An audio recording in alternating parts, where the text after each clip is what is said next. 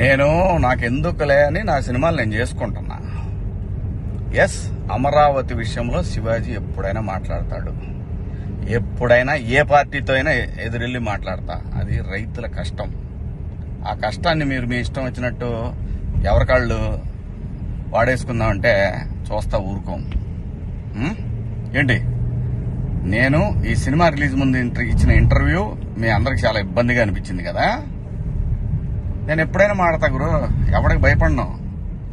మీలాగా ఆడెవడో ఇచ్చే పేటీఎం డబ్బుల కోసం నా బతుకు నడిస్తే చాలులే అని అనుకుని పోయే రకాన్ని కాదు నేను.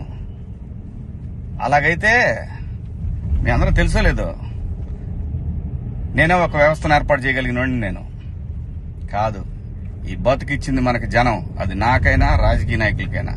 మధ్యలో పేటీఎం గాళ్ళు ఉన్నారు చూసారా మీరు, మీ అందరూ ఈ సినిమాని ఆపగలరేమో, మీరు శివాజీని ఆపలేరుగా. ఏంటి, సినిమాని ఎలా ఆపగలరు మీరు? మొత్తానికి ట్వీట్లు వేసి ఇన్స్టాలో మీ ఇష్టం వచ్చినట్టు రెచ్చిపోయి సినిమాకి కొంతమంది ఇక్కడ రెగ్యులర్ గా రివ్యూలు ఇచ్చే వాళ్ళతోటి రాపిచ్చేసి కింద కామెంట్లు పెట్టిచ్చేసి, ఒకడైతే వాడికి ఒక 100K సబ్స్క్రైబర్స్ ఉంటాడు.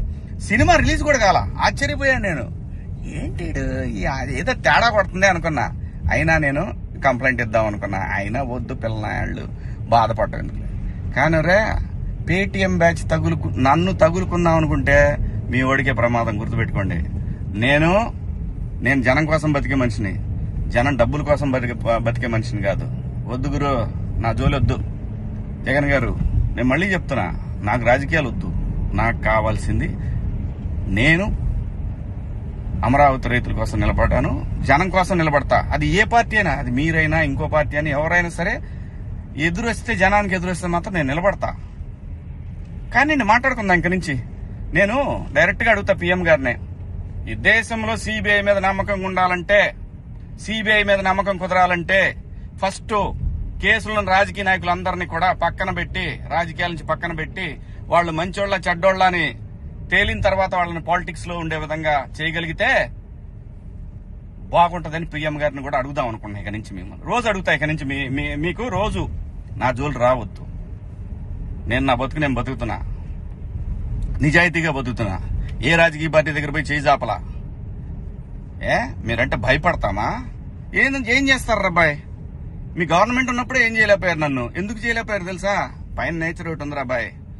రప్ప ఇవన్నీ బాగుంటాయి వీడియోల్లోనూ వాటిలో చూసుకోవటానికిను ఎగేసుకొని మనం భుజాన రేపేదో జరుగుద్దని ఊహించుకోండి. మనందరికంటే ప్రకృతి గొప్పది అబ్బాయి, గుర్తుపెట్టుకోండి.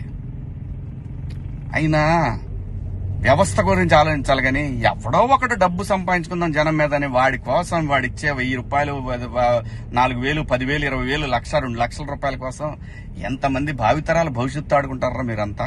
బుద్ధుందంటారా మీకేమన్నా? మనందరం ఏమి లేకుండా ఇంత దూరం వచ్చాం కదా. మాట్లాడుకున్నారా బాయ్? రేపు నుంచి మాట్లాడదాం మీ నాయకుడి గురించి, మీ పేటీఎం బ్యాచ్ గురించి. ఇంకా ఉన్నారు, తీస్తా. ఇప్పుడు దాకా సైలెంట్ గా ఉన్నా నేను. మీరు నా బతుకు దాకా వచ్చారు చూసారా, ఒక్కొక్కటి చూద్దాం, మాట్లాడుకున్నారా బాయ్?